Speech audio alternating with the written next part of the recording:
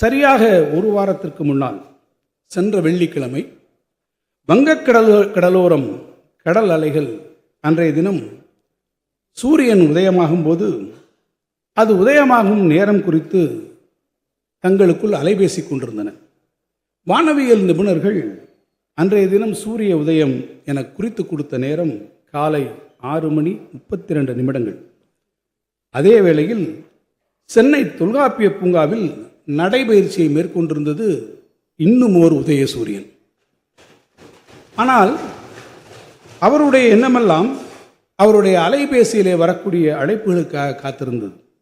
மிகச்சரியாக 6:32 மணிக்கு வந்த செய்தி, தமிழ்நாடு எங்கும் கலைஞர் மகளிர் உரிமை தொகையில் பெற்றிடும் 1,31,00,000 மகளிரின் வங்கிக் கணக்கில் 5,000 ரூபாய் வரவு வைக்கப்படும், அந்த பணி தொடங்கி வைக்கப்பட்டது என்கின்ற செய்தியே அந்த செய்தி.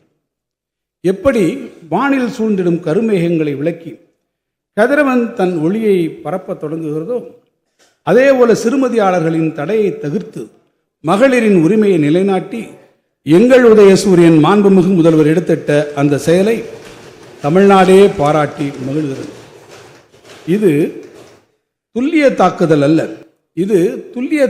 அல்ல, ஒரு தாயுமானவரின் அன்பான அரவணைப்பு. It is not a surgical strike. It is a strategy filled with compassion but executed with clinical precision. நீங்கள் மகளிர் உரிமை தொகையாக 1,000 ரூபாய் கொடுப்பதை நிறுத்த முயற்சித்தால், நீங்கள் மகளிர் உரிமை தொகையாக 1,000 ரூபாய் நாங்கள் கொடுப்பதை நிறுத்த முயற்சித்தால், நான் 5,000 ரூபாயாக அதை தருவேன் என்று நம்முடைய மாண்புமிகு முதலமைச்சர் எடுத்த முடிவு இன்று மகளிர் மனம் குளிர்ந்து வாயார வாழ்த்தும் சூழல் ஏற்பட்டிருக்கிறது.